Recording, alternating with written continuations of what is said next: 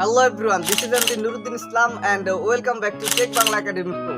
কেমন আছেন আপনারা সকলে? আশা করি আপনারা যে যেখানে আছেন অনেক অনেক ভালো আছেন। তো বন্ধুরা, আপনারা হয়তো ইতোমধ্যেই জেনে গেছেন Oppo এবার তাদের Reno সিরিজের অধীনে আরো একটি দুর্দান্ত স্মার্টফোন লঞ্চ করতে যাচ্ছে, আর সেটি হচ্ছে Oppo Reno 9 স্মার্টফোনটি। প্রথমত যদি ফোনটির হাইলাইটেড বিষয় নিয়ে কথা বলি, তাহলে এই ফোনটিতে ব্যবহার করা হয়েছে চমৎকার সুন্দর ডিজাইন, কোয়ালকম স্ন্যাপড্রাগনের লেটেস্ট শক্তিশালী এবং গেমিং একটি চিপসেট, আরও থাকছে সুবিশাল মাপের একটি ক্যামেরা সেটআপ। তো আজকের ভিডিওতে আপনাদেরকে জানাবো এই ফোনটির ফুল স্পেসিফিকেশন এন্ড সেই সাথে জানাবো ফোনটির প্রাইস এবং এর লঞ্চিং ডেট নিয়ে। আর ভিডিওটি কন্টিনিউ করলে আপনারা আরো জানতে পারবেন বাজেট রেঞ্জে ফোনটিকে আমাদের জন্য ভ্যালু ফর মানি প্রোভাইড করছে, নাকি এই বাজেটে মার্কেটে আরো কোনো সেরা স্মার্টফোন বর্তমানে আছে।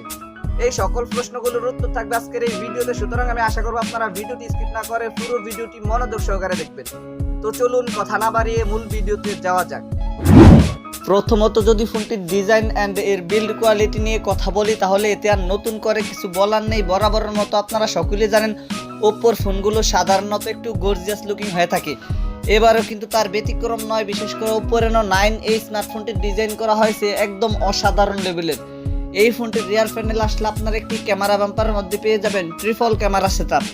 একই সাথে ফোনটির ফ্রন্ট ফারে আসলে ফুল ভিউ ডিসপ্লের বাম পাশে থাকছে একটি punch hole cut out camera setup. ফোনটিকে আপনারা black, gold, pink, radiant and red এই চারটি কালারেই পেয়ে যাবেন। আর ভালো ব্যবহার হচ্ছে এই ফোনটির পেছনে ব্যবহার করা হয়েছে গ্লাস এন্ড প্লাস্টিকের একটি সম্মিলিত ব্যাক প্যানেল। ফোনটির পেছনে গ্লাস এন্ড প্লাস্টিকের সম্মিলিত ব্যাক প্যানেল ব্যবহার করায় ফোনটিকে যখন আপনারা কভার ছাড়া ব্যবহার করবেন, তখন ফোনটির পেছনে স্কেচ পড়ার সম্ভাবনা একেবারে নেই বললেই চলে। তবু আমি রিকমেন্ডেশন করবো আপনারা প্রোটেকশনের জন্য ফোনটির পেছনে অবশ্যই একটি কভার লাগিয়ে নেবেন। তো ফোনটির ডিজাইন নিয়ে বলতে গেলে পার্সোনালি এই ফোনটির ডিজাইন আমার কাছে অনেক ভালো লেগেছে। আপনাদের কাছে ফোনটির ডিজাইন কেমন লেগেছে কমেন্ট করে অবশ্যই জানাবেন। এবারে যদি ফোনটির ডিসপ্লে নিয়ে কথা বলি, তাহলে এই ফোনটিতে ব্যবহার করা হয়েছে 6.7 ইঞ্চির একটি অ্যামোলেড প্যানেলের ডিসপ্লে, যাতে তো ফুল এইচডি প্লাস রেজুলেশন থাকবে মাস্ট। আর এই ডিসপ্লেটিতে ব্যবহার করা হয়েছে 120 হার্জ হায়ার রিফ্রেশ রেট। ফোনটির ডিসপ্লেতে 120 হার্জ হায়ার রিফ্রেশ রেট ব্যবহার করায় গেমিং এর সময় ফোনটির ডিসপ্লে থেকে আপনারা একটি স্মুথ লেভেলের পারফরম্যান্স পেয়ে যাবেন। একই সাথে এই ডিসপ্লেটিতে ব্যবহার করা হয়েছে HDR10+, আর ব্রাইটনেস হিসেবে এই ডিসপ্লেটিতে থাকছে 950 নিটসের পিক ব্রাইটনেস। ফোনটির ডিসপ্লেতে 950 নিটসের পিক ব্রাইটনেস ব্যবহার করায় ফোনটিকে আপনারা লো লাইট এবং সানলাইটে ইজিলি ব্যবহার করতে পারবেন।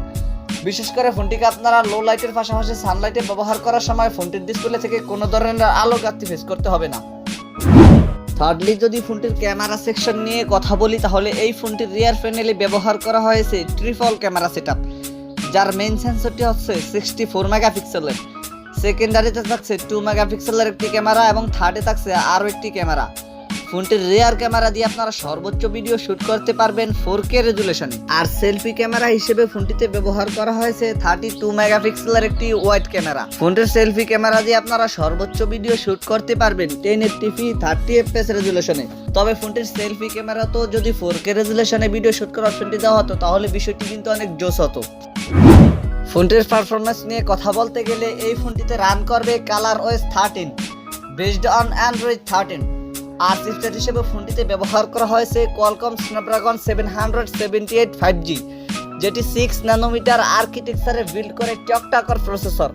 বরাবরের মতো আপনারা সকলেই জানেন এই চিপসেটটি কিন্তু যথেষ্ট পাওয়ারফুল এবং গেমিং একটি চিপসেট, যার ফলে এই চিপসেটটি দিয়ে আপনারা ফোনটি থেকে মোটামুটি একটি ভালো মানের গেমিং পারফরম্যান্স পেয়ে যাবেন। একই সাথে জিপিইউ হিসেবে এই ফোনটিতে ব্যবহার করেছে Adreno 642L। বরাবরের মতো আপনারা সকলেই জানেন এই জিপিইউটি কিন্তু অনেকটা পাওয়ারফুল একটি জিপিইউ, যার ফলে ফোনটি থেকে আপনারা একটি স্মুথ লেভেলের পারফরম্যান্স পেয়ে যাবেন।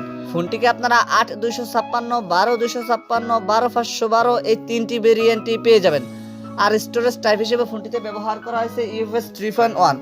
ফোনটিতে কেবল আপনারা দুইটি সিম কার্ড ব্যবহার করতে পারবেন, কিন্তু আলাদা কোনো ম্যাইক্রো এসডি কার্ড স্লট ব্যবহার করতে পারবেন না। আমার মনে হয় ফোনটিতে এত ভালো মানের স্টোরেজ ক্যাটাগরি ব্যবহার করার ফলে ফোনটিতে আলাদা কোনো ম্যাইক্রো এসডি কার্ড স্লটের অপশন একদমই প্রয়োজন হয় না।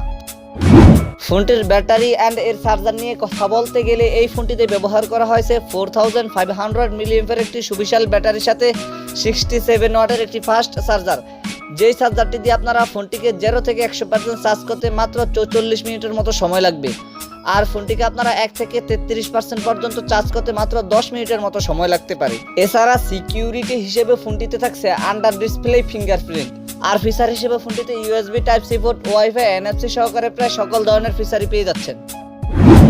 ফোনটির প্রাইস অ্যান্ড এর লঞ্চিং ডেট নিয়ে কথা বলতে গেলে এই ফোনটির প্রাইস হতে পারে ইন্ডিয়ার মার্কেটে 25 থেকে 26,000 রুপির মতো, আর আনঅফিসিয়াল ভাবে এই ফোনটির প্রাইস বাংলাদেশি মার্কেটে হতে পারে 35 থেকে 36,000 টাকার মতো।